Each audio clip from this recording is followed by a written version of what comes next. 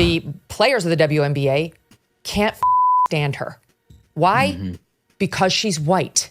It's abject, absolute racism. It's total racism. And one of the things that's been admirable about Caitlyn is she just continues to play her game and put points on the board. Instead, she decides to go racial. And what she says is she feels the need to acknowledge her white privilege. Basically, she's sorry she's white.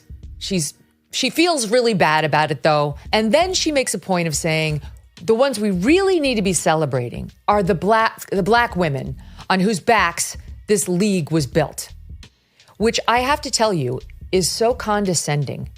It really is. It's true that most of these black women have been bullying her and want her to understand it's their league. Hello, you don't own the league. Blacks don't own the league, just like whites don't own tennis or golf. Nobody owns the league. This is America. Anybody can play if they're good enough. But they want her on the knee. You'll bend the knee and you'll apologize for being white, and you will suck up to the black women who built this league before you, or you will be beaten. You will be assaulted and you will be bullied with no friends. There has been plenty of porous commentary on Caitlin Clark. I mean, it's half kidding, by the way. Half kidding that they're going to start to do DEI scoring. That Caitlin Clark is going to have to, her three-pointers only count as one. This idea pathogen must be eliminated because it will take every corner of American society. Because if you give them an inch, they will take the entire civilization.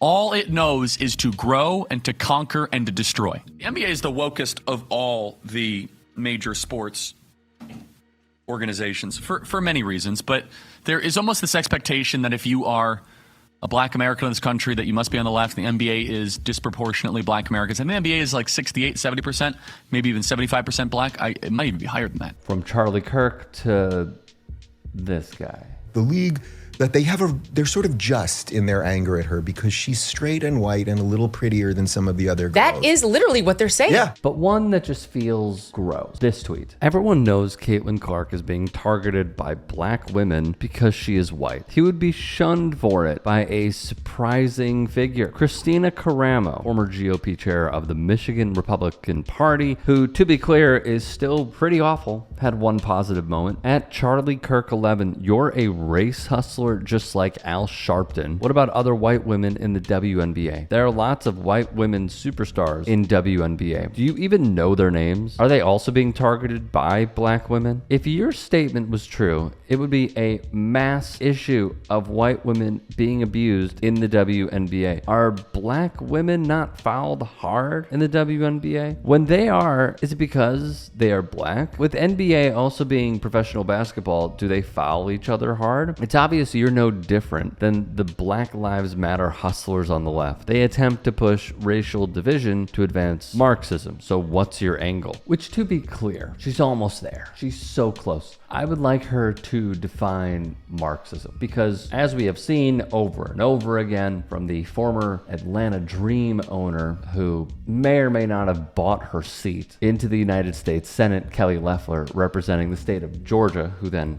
lost in 2020, they kept clinging to socialism, Marxism. Define it. We hear them say these terms over and over and over again, and honestly, it is tiresome. Her saying they try to indoctrinate with Marxism, Leninism, blah, blah, blah. When are people going to demand that they try and tell us what it is so we could hold up a mirror and say, no, you're wrong. Here's actually what's going on.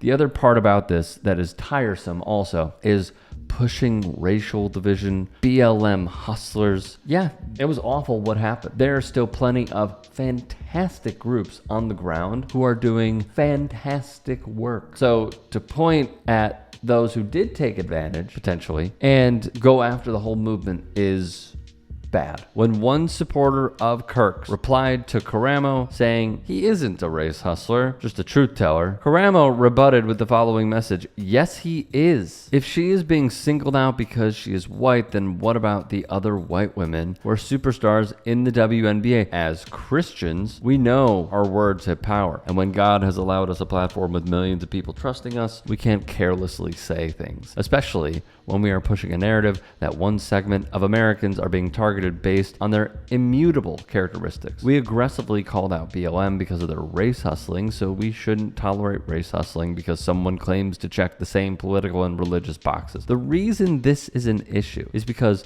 there is clearly an organized effort to push racial division coming from the right. It may not be violent like Black Lives Matter, but it has the same philosophy, which can be equally destructive. One more time, for those in the back. We aggressively called out BLM because of their race hustling. No, you guys called it out because you saw a way to counterpunch a movement that was gaining traction. And really, it is a case study. How many people in 4 years were in those protests and then voted against their own interests or voted against what they supported? And the other part about this, it may not be violent.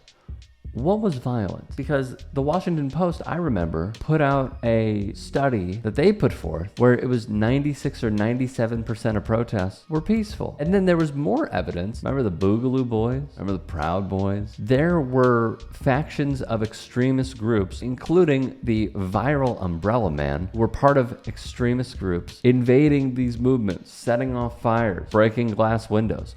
Organizers tried their best to stop this, but those who are a part of these groups kept on. So explain to me what violence and division came from that movement. I'll wait. Meanwhile, the correct response would come from Chuck Modiano. Now, Charlie Kirk with this nonsense too. Black Star's even greatest WNBA player, Asia Wilson, gets hard fouled all the time and none of you care. Or even know because you never watched the WNBA before 2024. It's more physical than the NBA. Stop whining and crying. Caitlyn never asked for your protection, he would write. Let's also not forget the ego at play here with who we're talking about as the main subject of this piece. For the record, let me just tell you, if I could get my back fixed, which I'm very hopeful I have a procedure, I could beat some WNBA players one-on-one. Not all. I could. I could challenge the bottom 25% of WNBA players.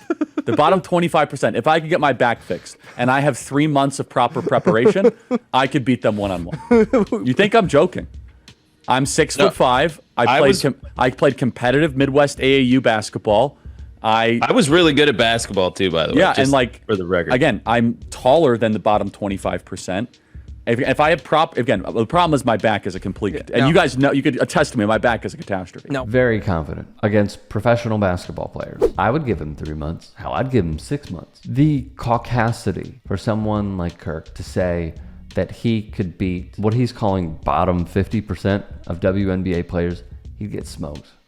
Smoked. This is a Olympic champion sprinter going up against someone who is in middle school, high school. The talent gap is so far and wide. But I think what this also showcases is the insane amount of disrespect that to this day WNBA players face from people specifically on the right, like Charlie Kirk.